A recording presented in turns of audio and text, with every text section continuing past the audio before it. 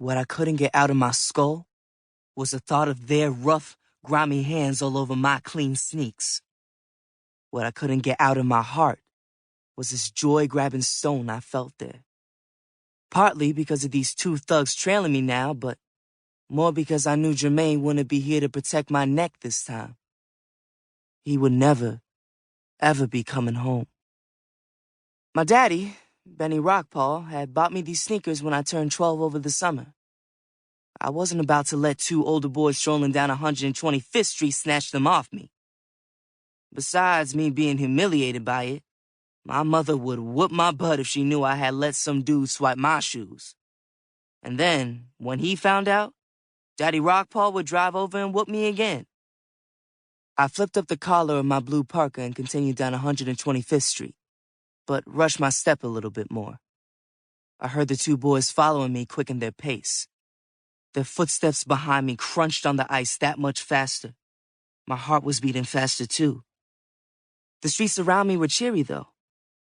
Harlem's Main Street was laid out tonight with bright lights and Christmas tunes played constant on loudspeakers.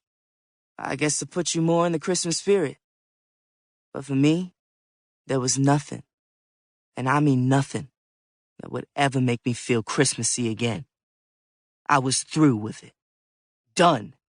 Done with all of the Christmas music, wreaths, ornaments, and happy holiday shoppers.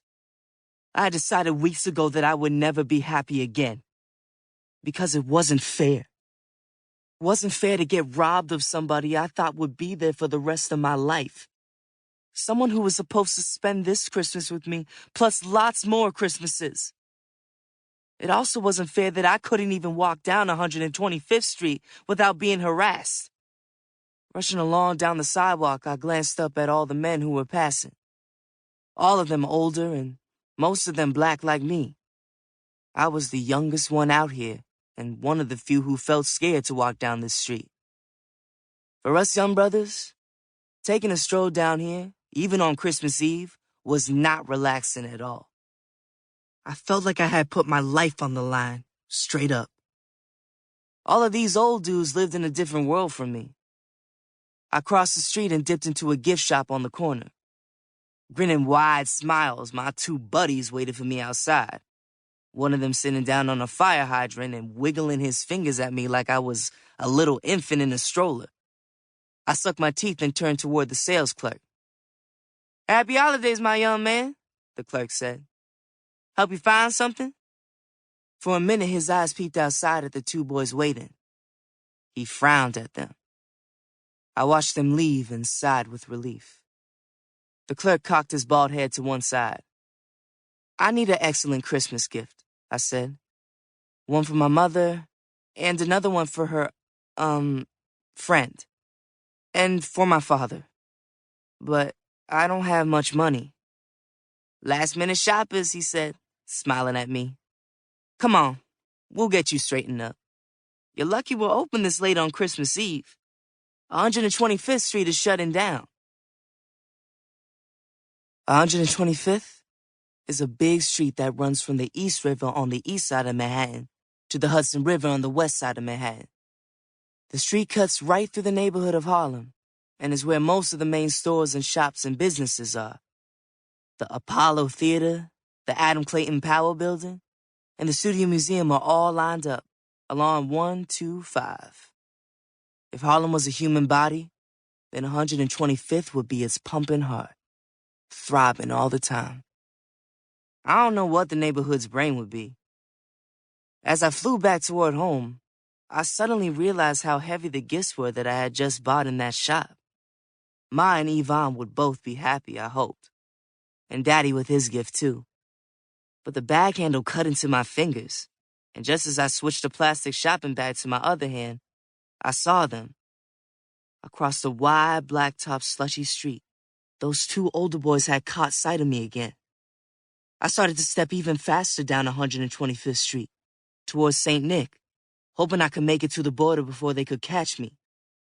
Where I live, it's all about borders, and territories, and crews. When you're a little kid in Harlem, you can pretty much go anywhere and do anything as long as you're careful. But when you start to get old, About my age, 12, things start to change. You can't go everywhere. You gotta stop worrying about crews. Crews are like cliques. Groups of mostly boys and sometimes females who hang out together, mostly for fun, but for protection too. And each crew got its territory in their neighborhood. And if you ain't from that hood or a member of that set, you need to stay out. When I was young, I used to have a friend over on East 127th Street. His name was Cody. We used to play box ball and dodgeball on East 127th all the time, even though I lived on the west side. Nowadays, when I see Cody and he's with his crew, we don't talk at all. He just glares at me like I'm about to get jumped. He does it because we live in different places and we're old now. That's how crews work.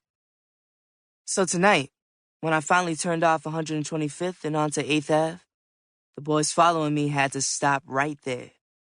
There wasn't no real roadblock set up for them. If they had really wanted to, they could have kept on following me, right up the block and straight into St. Nick Projects. But if they'd done that, somebody would have jumped them boys. Or worse. "Yo, what up, Lolly?" Concrete said to me when I walked up the path into St. Nick. We slapped hands. "Lolly Rachpaul," he said again. "Hey, Crete," I said to him. "How day?" "He fine," Concrete said. "Thanks for asking. How your mom's?" "She fine," I said. "Merry Christmas." "Yo, man, I don't celebrate White Jesus Day no more," he shouted. "This is the holiday of the oppressor." Concrete, about 30, was 10 years older than what Jermaine would have been. Creep was what we called him. I didn't even know what his real name was. And he probably didn't know that my real name wasn't Lolly, which is what everybody called me. "Sorry, man," I told him.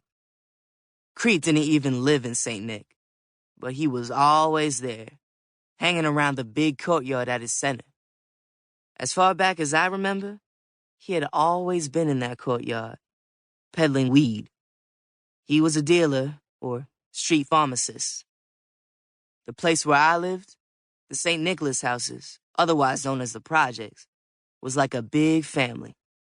Just like in a real family, you got some relatives you're cool with and others you can't stand, or who act up all the time. St. Nick houses was just like that. It was home. I got to my building where I lived with my mom's, walked in through the broken door, and took the steps because our elevator was jacked up too. The city didn't never fix nothing. 7 flights of stairs. About half the way up, the stairwell got all dark. The lights on this floor had burnt out, meaning I had to be careful climbing stairs in the gloominess. Being in the dark forced my brain to concentrate more on the smell, which was mostly laid over pee. You got used to it though, the pee smell. Just then, I raised one foot up and hit something. Something big and lumpy. The big lump jumped and clubbed my leg. I stumbled back and almost tripped down the stairs until I realized the big lump was Moses, who was an old drunk man. When it was real cold outside, like it was tonight, he sometimes slept in the stairs until the kids ran him out of here, or the cops. "Merry Christmas, old drunk," I said to him. "Show respect, boy," he shouted after me. "I ain't no drunk. I only booze it up twice a year." "Yeah, I know, Moses. When it's your birthday and when it's not your birthday." His jokes, I'd heard them all before. Moses cackled like an old witch in the darkness while I continued climbing stairs.